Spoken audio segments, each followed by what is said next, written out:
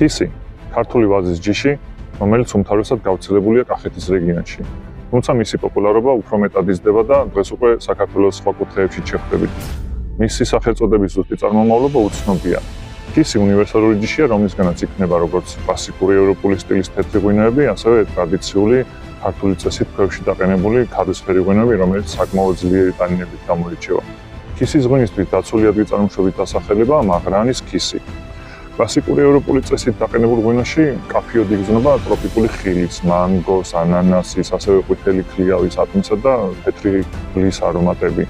ქვევრის ქისი კი გამოირჩევა უფრო კომპლექსური არომატებით, როგორიცაა ფორთოხლის ცედრა, გვირილა, გარბის ჩირი, თაფლის ფიჭა და ნიგზის არომატები.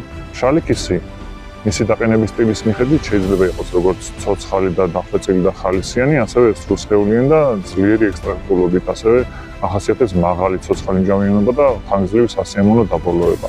შეგიძლიათ მიირთვათ და ისიამოვნოთ კლასიკური მშრალი ქისი თევზთან, ზღვის პროდუქტებთან, ბოსტნეულთან, ფრინველის ხორცთან.